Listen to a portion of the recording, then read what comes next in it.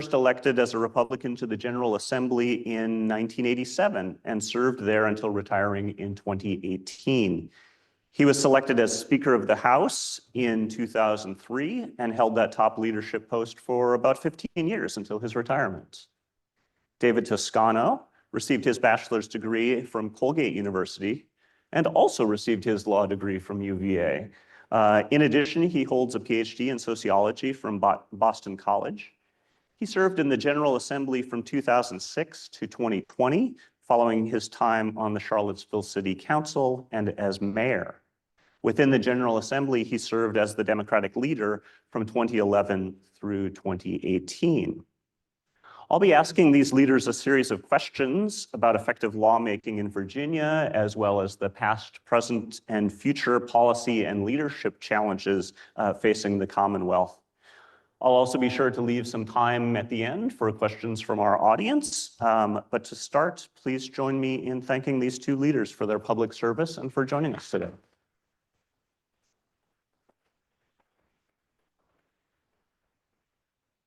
To offer our audience a bit of background and insight into lawmaking in the Commonwealth, I wonder if you could each start out with a description of how the House of Delegates was working when you first arrived there and how it's changed across your years of service.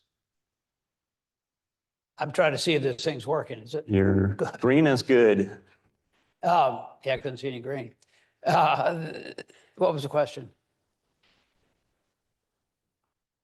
Tell us how the General Assembly was working when you first arrived, how it's changed over time, and maybe how it's working today. When I was first elected, from 1988 was my first term down there. I was a Republican. The Democrats had pretty strong control of the House at that time. They had about 100 people. They probably had about 70 members. So they controlled with a tight rein and did not believe in a proportionate seating. When I was my first year there were 20 members of the Finance Committee, 16 Democrats and 4 Republicans. And we used to grouse about that a lot. And also, David, they wouldn't let us go on trips. They wouldn't let us go to, some meeting of the legislature somewhere. And so when we took control, we said, well, we have to change this. We said we would, and we did. So we went, when the Republicans took control, we put proportionate seating on committees in and abided by that pretty much. And also let them go to trips. It was really, and today it is so close in both bodies, the House and the Senate, that you see, you really don't see the harmony that you think you would see. But that's another topic. But I think that I'm concerned about the lack of civility that we're seeing today that I think we used to have. David, well, maybe you don't agree with me. Thank you. We used to talk about the Virginia way and said, we're not like those people up in Washington. We get stuff done and we work together. And I'm not so sure I can say that anymore. But. So when I came in, it was 2006. And by that time, the Republicans had taken over at least the House of Delegates, sometimes the Senate. I came in when Tim Kaine was elected governor. I had no idea what I was walking into. This gentleman was the speaker, and it is true that the Republicans put a proportional representation into effect. And when the Democrats took over the House a couple of years ago, to their credit, they didn't get rid of it. I think it's entrenched as part of the tradition and the values now, which I think is really, really important. I see a lot of people out here, and I want to thank you for inviting us. It's great to see my friend here, and I haven't seen him in a while. And it's great to be up here, and it's great to see you guys eating pizza. We're going to get into civility issues in a few minutes, but pizza is important in legislatures, the good ones, especially when you have very, very late committee meetings, because people get really, really hungry. And in the Courts of Justice Committee, both of us served on that at certain times, these meetings could go to 11 o'clock at night. and they'd be starting at 2 in the afternoon. So eating the pizza was a way people got to know each other and break down some of the, the partisanship. And I mean, I think that's one reason why the Courts of Justice Committee in the House probably is the least partisan committee in the House, because people know each other a lot better, and it's all about the pizza. But when I got there, the Republicans were in charge, and it took a lot of time to get used to it. Trying to get your bills passed was a very difficult process, even if the bills were innocuous. And we would kvetch about that, just like you'd kvetch about the representation on committees. But you sort of learn your way around, and you learn how to get things passed over time. Some of that stuff breaks down. Diving in right more to that particular question of how was the lawmaking process? In some legislatures, it feels really top down. You just follow along with what the leaders are looking for. In some cases, it's more balanced across. He controlled it all, because the speaker has the ability to assign bills to various committees. But I think, generally speaking, the Republicans and the Democrats have taken the position that all bills ought to be heard. Now, sometimes it's difficult to do that, and sometimes politics gets in the way. We've got stories about that too. But you go ahead, because you did control where all those bills went. And it was a good thing I did. Yeah, good thing you did, right. But I think, the other thing that's changed, I think, is because the media participation down in Richmond, and this is state houses all over the country, has declined so dramatically. I mean, when I first came in, there would be 10 or 12 reporters on the back row every single day. And they'd be from Virginia Beach, and they'd be from Charlottesville, and they'd be from Stanton, they'd be from Richmond, Northern Virginia, Washington Post. It's not like that anymore. And as the traditional media has fallen away, people look for their news basically by going to national outlets. And what that is doing is nationalizing the politics within these state houses. And it's happening all over the country. I think that's one reason why we see the levels of polarization rising in lots of places in the country. The other big change has been in diversity, especially in Virginia. The electorate, 25, 30 years ago, was primarily white, and especially in some parts of the Commonwealth, where now there are lots of places where the electorate is majority minority, either Hispanic, African American, and you have a lot more women serving in the House of Delegates now. So these are really big changes that occurred just in the last 2 decades. So when you think about the priorities that you would have, so he was suggesting as speaker, you could choose which bills were going in what direction, and so on. How did you come to a conclusion? Here are the major issues we're trying to address. Here are some additional minor issues that we should let move forward or try to facilitate the solutions on. How do you think about that? And what do you, in thinking back, feel were your biggest successes across your time as well as your time as speaker? Well, 2 questions. The first one of the first things that I would have to do before every session was go through all the bills that had been introduced and assign them to committees. And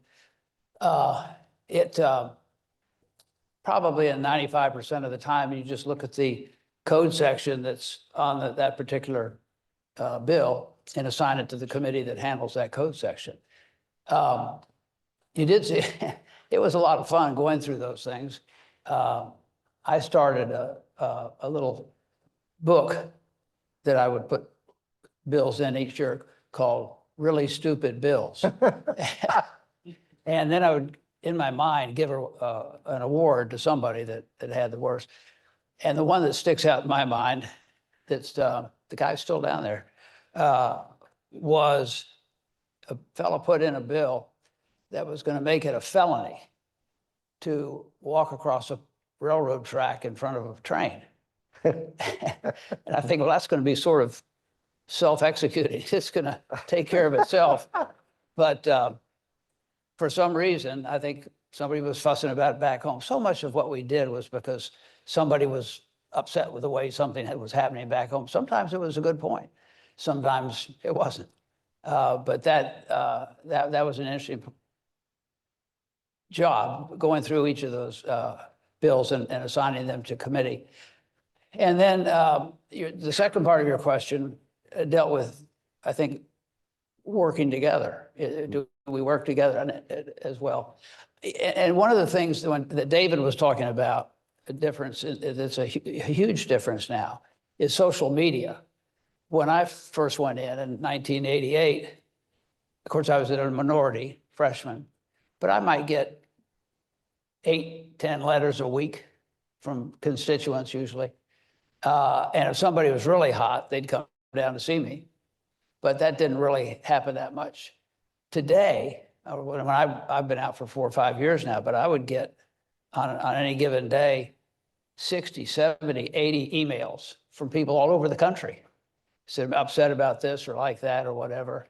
And it's really changed, I think, the way that the legislators look at different bills. If you get 40 people from back home sending you emails saying you need to do this or you don't need to do that, you pay attention to it.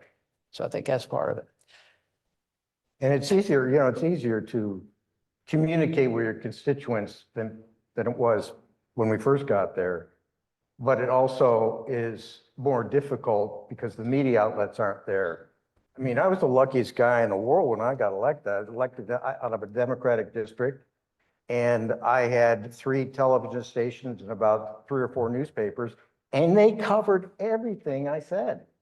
And that gives you an advantage that most people don't have, and they don't have it anymore. So now you're trying to figure out how you can press this button to get to this person, this button to get to another person. Mm-hmm. I sort of digressed, but you had asked about, what you consider to be successes. And I would just suggest to you that if legislators are really honest with you, few of them would ever say or could point to individual successes that they had. Most legislators have to rely on other people to help them get things across the finish line, especially if it's a big issue. This notion that somehow you go to a meeting sometimes and a candidate or a legislator would say, well, I got this passed. Well, the notion, that's a ridiculous notion. When we worked on the transportation bill in 2013, we needed Republicans, and Bill had the bill, but that bill doesn't get passed without Democrats. And I was trying to get the Democrats to support that bill. So it's very rare that an individual can say, that's mine. Now, occasionally, if there's a bill that is in a particular niche that you have a specialty in, maybe then you could say something. Like when I first got there, I was fortunate. There was a bill to rewrite the entire adoption statute in Virginia. It came to course and nobody knew anything about adoption except me. So I had the opportunity to put my stamp on that bill, even though I needed to get a majority in the House and Senate to get it passed. Mm-hmm. Well, with so many issues raised and so many bills, and some of them getting into the binder and some of them getting to committees for serious consideration, how do you prioritize? How do you decide, well, we have a limited amount of time. These are the top 3 issues we would like the legislature to address. Well, you can do a lot of that during the preliminary stages. You can put, if carjacking is an issue, and you get 6 bills put in on carjacking, you can consolidate them and make 1 bill out of 6. And lots of times the people aren't terribly happy with that. But to David's point, they'll go home and say, I passed this bill on carjacking. And so that's what makes them happy. I want to talk a little bit more, if I can, about what David was just talking about, because to me, that was one of the most important lessons that I had in my time in the House. For years, people had been trying to raise money for transportation.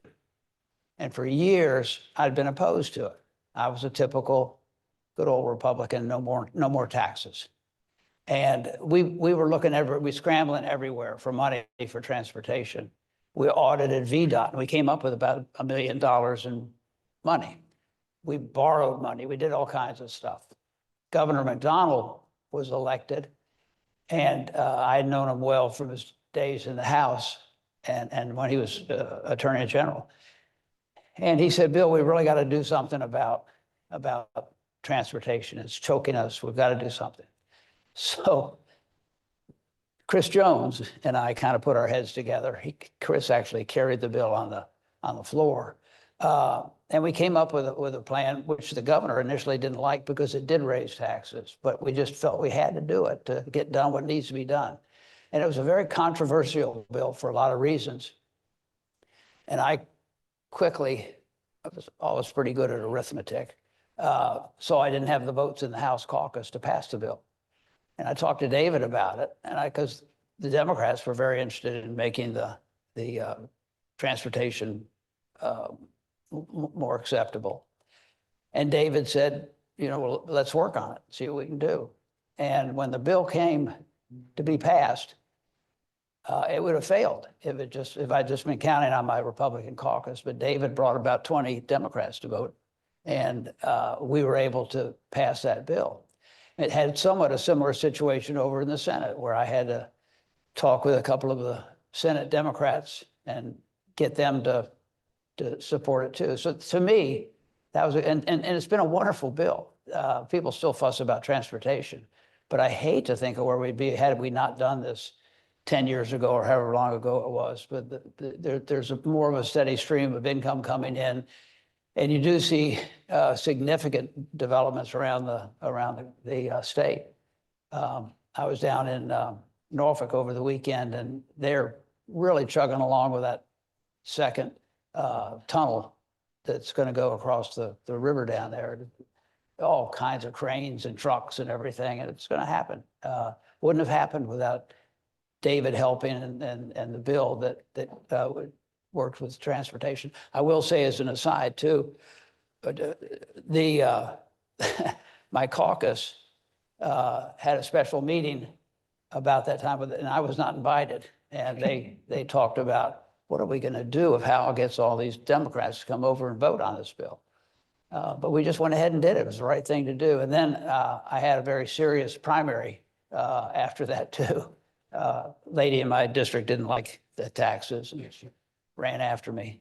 But I think it was the right thing I really learned a good lesson from that about being able to work across the aisle. And I wish we could see more of it today, but we don't seem to. And I think that's just something we need to work on. Can I build on that? Yeah, please. I think this is a great example for people who are thinking about a different way of approaching politics, because you've got the politics, which has to do with how people get elected, what issues they're going to run on, what are the things they're going to cut against their opponent. And then you got the policy, which is what we're talking about now, where Virginia came up with a way of raising money and also did it in a very unique way where certain parts of the state could raise their own money. It wasn't all over it wasn't just across the entire state. Now you watch, and the Democrats could have demagogued this pretty badly. I mean, we could have said, these guys really don't know what they're doing. It's not enough. We're going to vote no, let it cave in, and then use it against the Republicans in the next election. But we decided we're not going to do it that way. This is not the way we should be working in Virginia. Here's a plan. It's not everything that everybody wants, but it is enough. You can't always get what you want, but if you try, sometimes you get what you need. So we went ahead and supported that. Now contrast that with what's going on in Washington right now. Here you have a situation where it looks like Biden has put a pretty substantial package on the table to deal with the border. And this was Trump's big issue. And whether you want to credit Trump by getting people alerted to it or what, but Biden is trying to get some money for things like walls and border protection. And it's not clear that the House Republicans are going to sort of take that as a victory and vote for that bill, even though it's probably going to be a pretty good bill when it gets down to it. So that's how Virginia works a little bit differently than, say, the federal government. With federal government, everything is politics, and sometimes they lose track of the politics. Now, you're saying works differently, or are you saying worked differently? How about today? Let's bring it up to today. Are we able to still see those sorts of compromises? And have we built in that culture of bipartisanship in an enduring manner? I don't know. I wish I knew how you changed the mindset. I think so much of it's driven by, again, social media, people thinking, boy, if I do this, if I leave the party on this vote, I'll never win another election in my life and whatever. This past summer, we went down to Lexington, Tennessee, Lexington, Kentucky, and visited the Henry Clay house where he grew up or lived. Didn't grow up, but lived there.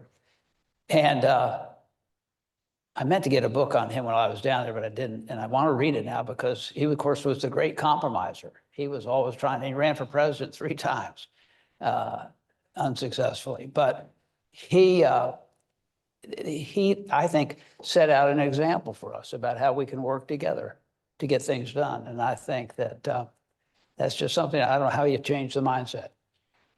Yeah, it's difficult to try to figure out what the culture is now in the Virginia General Assembly because there's so much turnover now. I think 50% of all of the members now have less than 4 years experience. That means that 50 of them, you wouldn't even know, right? Because you were gone. And in the House, there are, I think, 33 new members, and it's really hard to get a read on them. Over the last 10 years, there's been tremendous change, especially in the House. And I think part of it has to do with the national mood and sort of resistance against Trump. In 2000, I remember when I was leader, in 2017, we had this wave election in Virginia in the House where we almost took the majority. We picked up 17 seats, just like that. And it was all because of Trump and the resistance to Trump in the Northern Virginia suburbs. Prince William went almost entirely Democratic. Fairfax has been like the last Republican in Fairfax, Tim Hugo, lost. It was a huge thing, and it had to do with Trump. And a lot of the people who were coming in were very, very angry. This new group is a little bit different. They're a little bit younger. I think they're a little bit open to perhaps working together. We're going to see.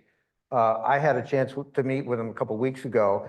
It struck me that they were willing to talk with each other about best practices. So we'll see.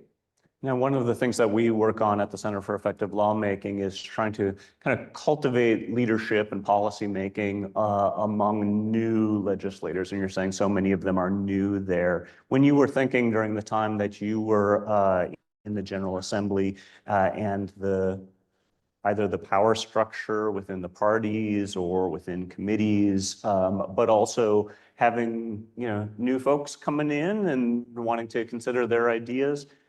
How well do you think we do at helping them learn the ropes, helping them get started, helping them translate their ideas into legislation? Is that something that we do well or should really be working on? We had a pretty, I think it's a pretty successful plan in the House where we never had so many numbers as they have now, but if you had 5 or 6 or 7 new people coming into the caucus, we would assign each of them a mentor whose job was to work very closely with them on all the issues that are going to be coming up to them.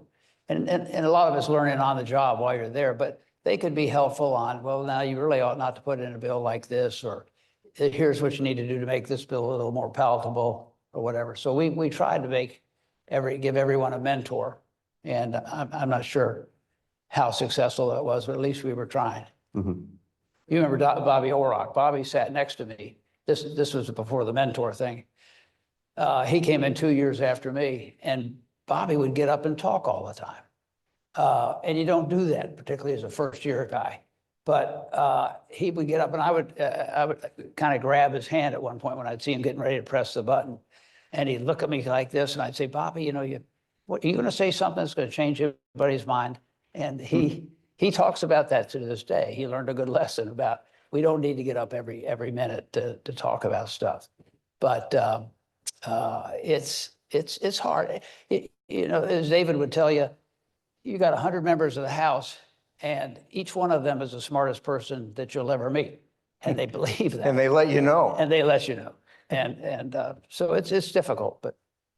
When we did the same thing, we had mentors as well. We tried to sit fresh people next to other more seasoned people to help them through. But, you know, you get in this thing where these legislators, they represent a group of constituents. And so they're always looking to make sure they speak to those constituents' concerns. And even though the leadership might say, well, this is a bonehead bill, why are you putting this in? They've had a lot of pressure from their own constituents to put it in, and you have to respect that. At the same time, you need to be saying to people, look, especially when you're coming in first year, you don't need 25 bills. You can figure out in your own head, what are the top 10 or what are the top 5 and learn the system. Sometimes people want to do so much that they don't do anything very well. And they get a reputation for not doing anything very well. And that can affect them through their entire career. And I think people don't realize that. And it's people like you who are going out and talking to all these legislatures that need to let them know that. One other thing that we would think about is the degree to which people are entering the legislature with their own past experiences, their expertise, the issues that they specialize in. How well does the legislature incorporate that? I could imagine that plays a role in committee assignments. I could imagine that plays a role in who do we defer to in writing a bill or forming a coalition or working through the amendments. How much did we build on background or do we build on those backgrounds in lawmaking in Virginia? You know, I think you've got another question somewhere about part-time legislators. Yeah. And one of the advantages I've always liked with part-time legislators is you've got physicians, you've got lawyers, you've got teachers, you've got electricians. We had a guy one year that was an inventor. When you look at the Super Bowl this next Sunday or whenever it is, when you see those yellow lines, the first down lines, he didn't invent that, but he brought it to market. He had a patent on it or something like that. And I said, does that mean you get a nickel every time that thing shows up on television? He said, no, I got my nickels up front. But the point is, we have so many people from so many different backgrounds. There ought to be able to find some. We always have a couple of pharmacists. If you have a question about something, some particular bill dealing with medicine or pharmacy, you can go talk to the pharmacist and say, well, now what's the truth on this? So we do, I think, work on from that a lot. We have these assets within our membership, and I think we work with them. Yeah, I mean, it's important to have, you got to have lawyers on the courts committee. That only makes sense. And if you have people who have background in local government, which is something I came from and something I think is really important, because not only do you have some sense of what's going on in local communities, but you've got to, usually those people can work together better than some people who just come out because they're an activist about something, and they're gonna shake up the world, and you know, it's just a different mindset. So if finding their particular strengths and taking advantage of it, I think is really important. And I think that Bill did a pretty good job appointing people with different expertise to committees. But I can't say he always did it, because there might have been somebody, you know, that maybe he rubbed the wrong way or something, and maybe he or she got confined to some committee that he or she had no expertise in. But you're better in a position to judge that than I am. You know, when you were talking earlier about how people can make impressions that first couple of weeks or months or session that stays with them forever.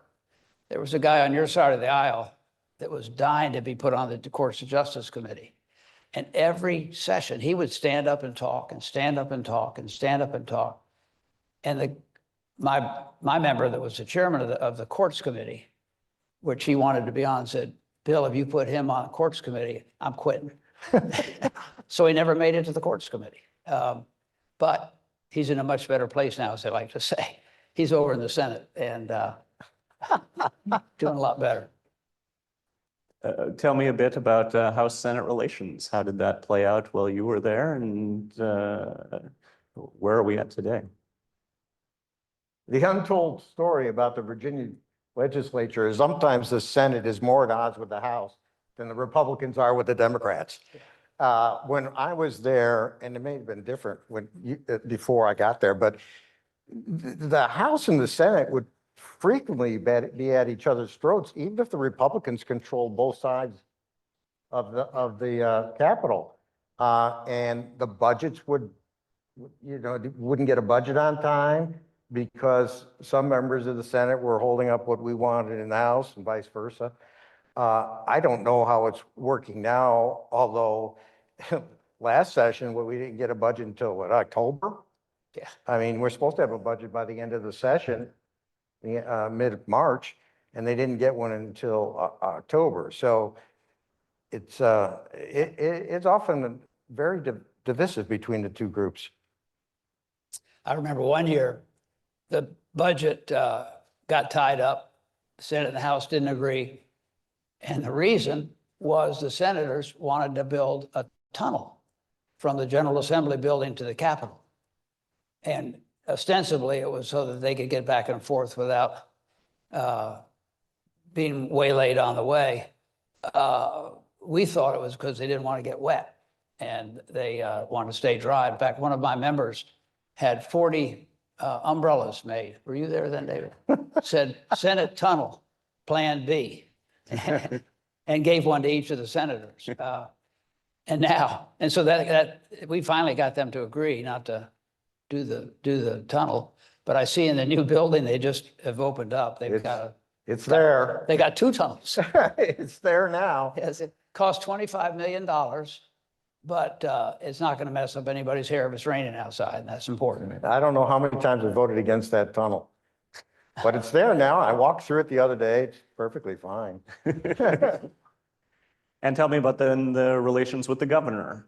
So we have divided government at present. How much is it that the governor is putting forward ideas for the legislature just to deal with, or how much are those coming from the legislature for the governor to deal with? I think it depends on the individual. I mean, there've been some Democrats that I've gotten along with real well. There've been some Republicans that I haven't.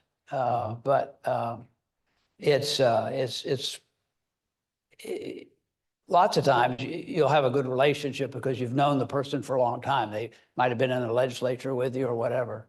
But sometimes they come in out of the blue and you don't know what to expect of them. Yeah. Go ahead. When I was in law school here, I had a classmate, Jerry Belials, who ended up being governor of Virginia, a very good governor of Virginia. And he and I both worked for a lawyer downtown, part-time, kind of working our way through. And we're getting ready to graduate. And he'd offered me, the lawyer had offered me a job. And I was going to work for a bank. I was going to do trust work and I went for a bank. He said, well, Bill, I can understand that you don't want to practice law, so you're not going to work here. He said, we've offered Jerry a job and he's going to work for the Attorney General's office down in Richmond. He said, Bill, that's a dead-end street. And I used to tell that story to Governor Belials all the time. He got tired of it, but true story. I agree that a lot has to do with the personalities and where they came from. You know, I didn't serve with Mark Warner. My first governor was Tim Kaine. Tim Kaine was masterful. He could go out and listen to 50 people say something and then give a stump speech that incorporated almost every single idea that those people had. He came out of local government. So he had a different way of sort of looking at things and working with people. Bob McDonnell, he was a legislative guy. He came out of the legislature and he understood the legislature. And I think one of the reasons why he was more effective with the legislatures because he understood it. Terry McAuliffe was lots of bluster and a lot of unbelievable stuff that he tried to work on. He was the most consequential governor in job creation in the history of the world. I love Terry McAuliffe partly because I grew up about a mile from him in Syracuse, New York, and fitted him for his high school prom tuxedo. But other than that, he was a very, he worked like the Dickens. And Ralph Northam he was a senator, so he understood the legislature. But we have some jokes about the governor and down in Richmond. One of them is that governors come and go, the legislature is forever. And that's because governors can only serve one term in Virginia. Mhm. The other one is governors propose, legislatures dispose. And that was very common too. I mean, Bob McDonnell's transportation bill was basically kind of dead on arrival, and we worked it through and eventually got it passed. But a lot of governors' proposals, they go down the tubes. It's going to be interesting to see about Governor Youngkin because he proposed kind of out of the blue the notion that that we have this big sports arena in Alexandria, and it's not clear what's going to happen because there's a lot of money involved in it. So we'll see what the legislature does. I'm going to open it up for the audience to ask questions shortly, but I did want to talk with you a little bit more about this idea of building up relationships, right? And how important that is. And many of the examples you've been giving are how you may have known someone previously or made those connections. One thing that I hear when I talk to members of Congress is they're kind of sad about how quick their time in Washington is. They're there Tuesday to Thursday, and then they go back home and don't get a chance to get to know their colleagues very much. How did you feel those relations were working within the General Assembly? Did you get to know everybody you needed to know? Did you build those relationships, able to build them across party lines, different issues? And what would help on that front? I think it's very important. And I think we probably didn't do as good a job on it working with the other side of the aisle, but you become great friends with the people within your caucus. And I will say, I worked with David well. Dick Saslaw, who had been there forever, very strong Democrat. He and I got along very well. We used to have dinner together with the wives and do things like that. He was I enjoyed working with him, and I think that was helpful. I remember David as we were trying to we passed the transportation bill in the House, but it was running into some problems over in the Senate. And I can remember talking to Don Keachin because Don and I had known each other in the House and were good friends, and was able to get, I think, his support for the bill in the Senate. So building up relations is important, and it's like anything else. Well, I'll give you a couple of things that I think have affected relationships in legislatures. You wouldn't think this, but the Citizens United case, I think, had a tremendous negative impact on legislatures. And the reason for that is not because it opened, well, partly because it opened up the floodgates to all kinds of money flowing in, but also it got legislatures interested in ethics reform. And things that got passed had the unintended consequence of not allowing legislators to eat together as often as they could have. Because typically the way legislators would eat together is a lobbyist would pay for them and some others from both the Republicans and the Democrats to come and have dinner. Well, after Citizens United and after some of Bob McDonnell's problems, we cut back on that. That was a mistake. Well, man, good thing I'm not running for office in this area. But I think that was a mistake because it cuts down on your ability to get to know somebody. The other thing that it was is a mistake, again, comes back to how many bills people introduce. If we have a philosophy that we're going to hear every bill, that means more and more time in committees where you're arguing with each other and not necessarily getting to know each other on a personal basis. That makes it more difficult for you to cooperate. The Republicans, a couple of years when I was there, put a ceiling on the number of bills you could introduce. I actually think that was a good idea, even though I railed against it on the House floor, mainly because of politics. But it was a good idea because it really focused you.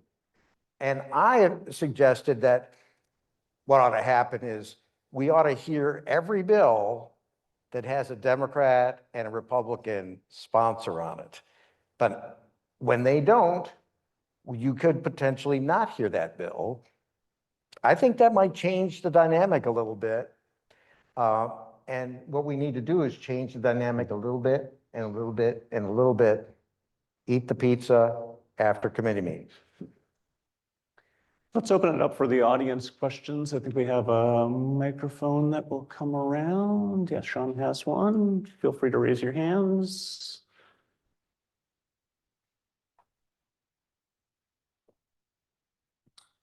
Hi, I'm Wyatt. I'm a second year. Thank you both for coming and speaking today. We really appreciate it. I wanted to ask if either of you ever had aspirations to move into federal government and working in the U.S. House or Senate.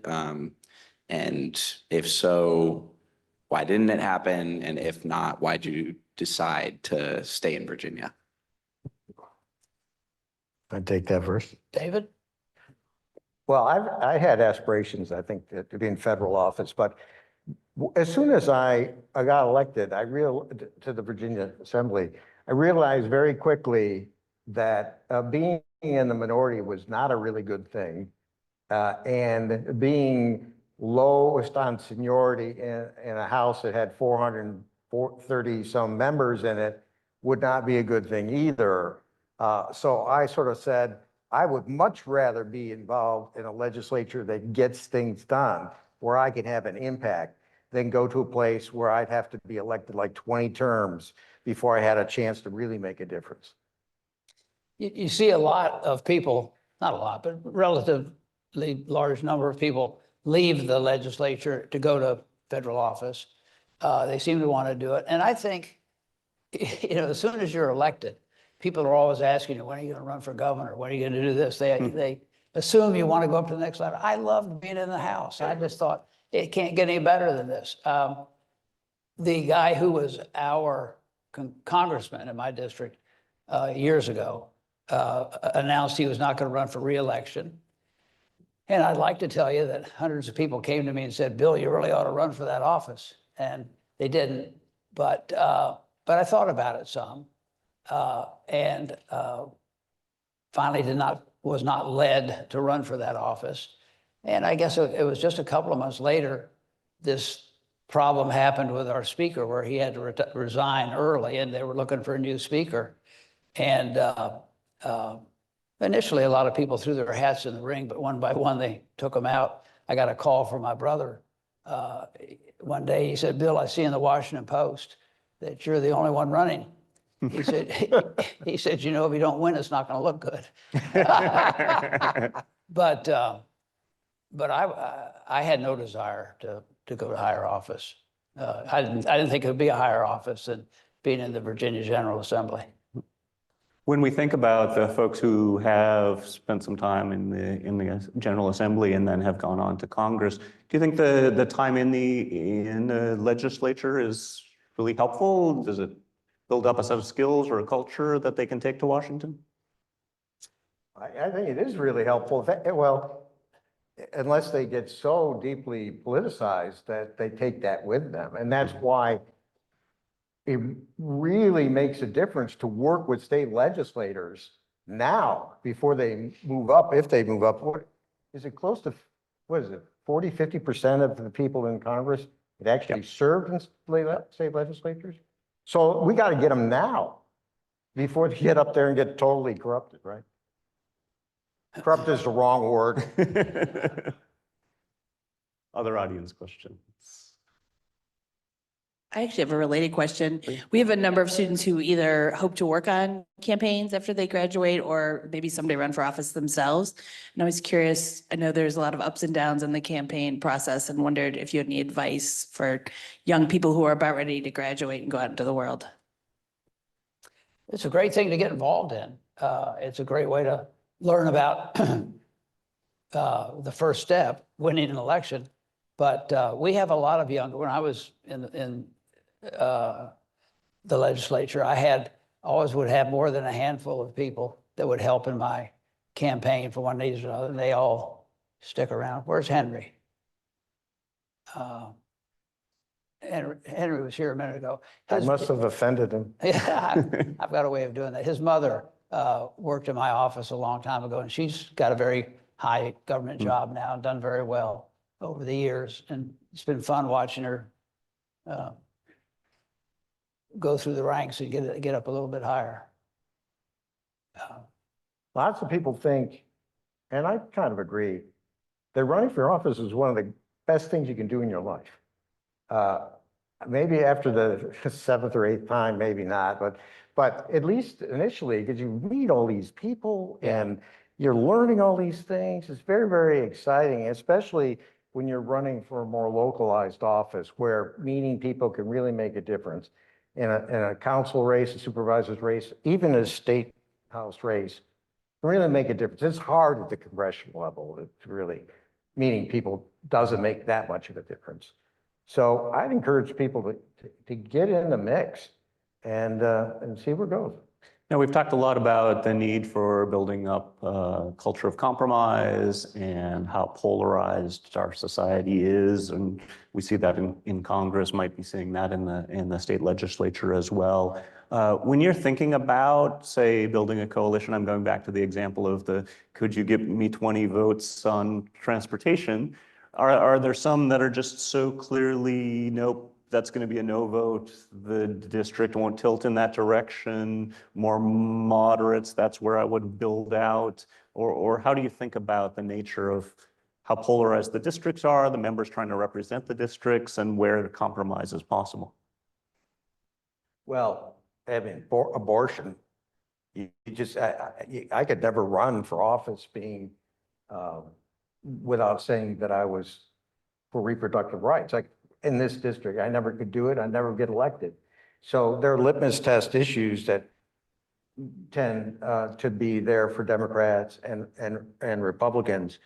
But I always encourage people to try to walk in somebody else's shoes to try to figure out what they're thinking about those sorts of things. Mm-hmm. You can't compromise on your principles. Right. Did you ever feel as a leader that you were torn between what maybe your district wanted you to do and what your party wanted, and how do you resolve that? Yes, you have that quite frequently. I'm not a big fan of casino gambling, and we were able to keep the lid on it until recently. But I know I had an awful lot of my constituents that didn't agree with me on that. They like going to gambling in Atlantic City, would just as soon do it in Tyson's Corner. And I'm sure I lost some support over the years on different issues like that. I'll give you an example from my experience. People in my district hate Dominion power. They hate it. And they think that Dominion power is the biggest barrier to transitioning to renewable resources as the basis of energy production. And so, as a Democratic leader, I had to try to figure out where our caucus was going to be. And some of those people were districts that like Dominion power. So you have that kind of situation going on. And then I've got my own situation and how I feel about things. And so we had a couple of years ago, we had this proposal called the Green New Deal, which sounded great. I'm in for the Green New Deal, except when you looked at the bill, it would have stopped the transmission of gas anywhere in the Commonwealth. And you're saying to yourself, okay, yeah, that works really well. Stop natural gas transmission everywhere in the Commonwealth. That's what we're going to do, and that's what we're going to do right now. I had to vote against something like that, and I was fried, in my district. But you just have to do it, because at some point just say, well, politics be damned, if the policy doesn't work, you got to say no. Now, some of that is about the information and convincing constituents and so on. You've been talking previously about how there are fewer local media folks who come to Richmond and get the inside story there. On the other hand, more information flow through social media, perhaps a different flow of information. When you were meeting with constituents or getting a sense of what citizens are valuing, how much do you think they're informed about local politics, policymaking, about good statewide solutions? And what's your role as an elected leader to bring them up to speed or win them over? Well, I have the most educated, well, I'm not in there anymore, but when I was there, I had the most educated constituency probably in the Commonwealth. People knew what was going on, and even then they didn't really understand it. So it's really incumbent upon an elected representative to constantly communicate what was happening. And I do weekly newsletters, I do town halls, and I do phone calls, and I do all those things. And even that, it's still tough. But that's your obligation, it seems to me, to help create a more educated populace. Yeah, I think social media, again, played a pretty large part in that too, where all of a sudden you would awaken 500 people in your district and be awakened because somebody had emailed them and said such and such was going to happen at the General Assembly, and if you don't tell Bill Howell to stop it or something like that. So that would happen. Story. So I'm in a committee room, and I like to tell these stories. I hope you don't mind. Indulge me a little bit.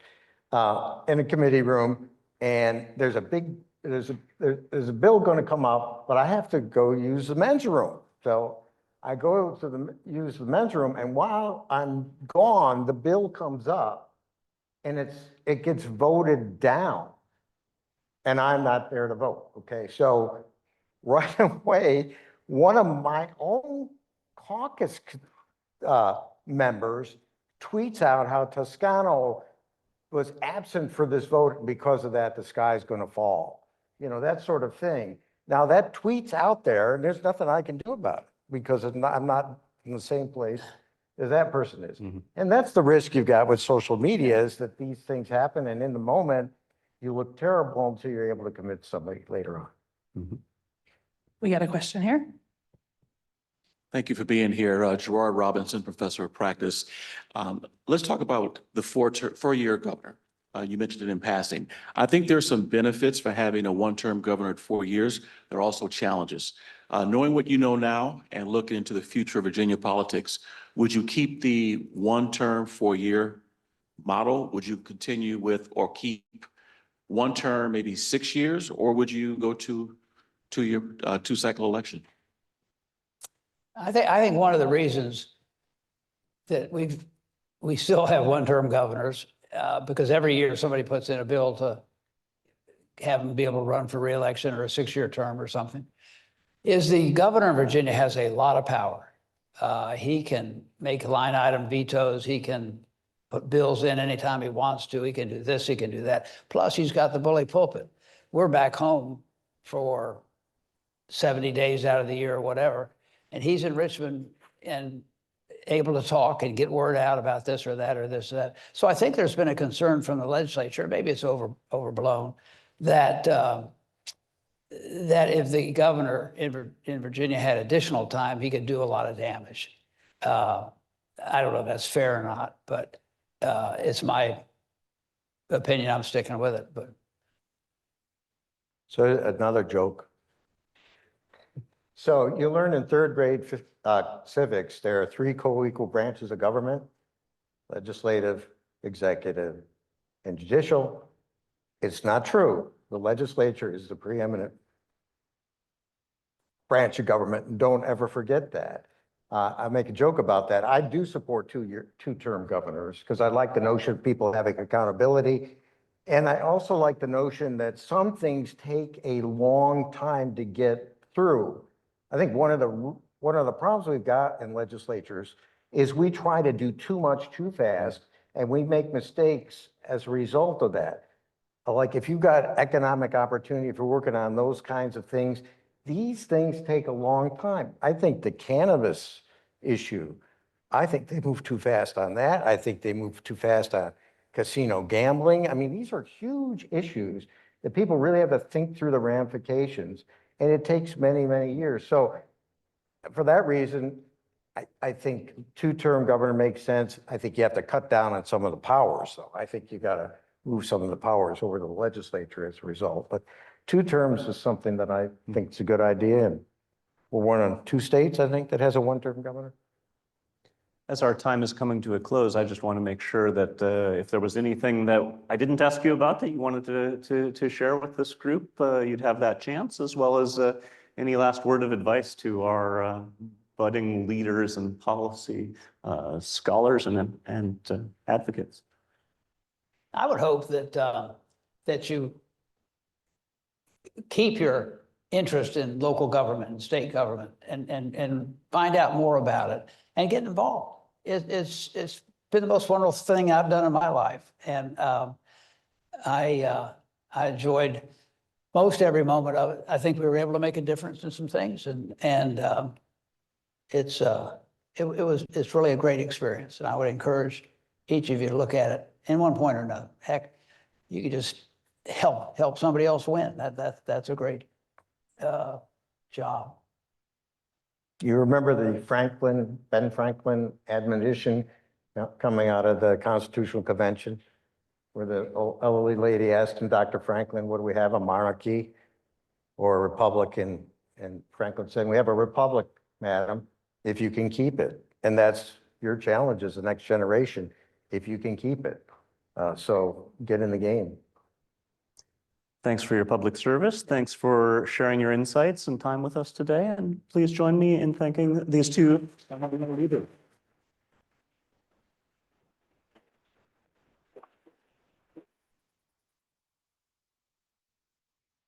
The winner of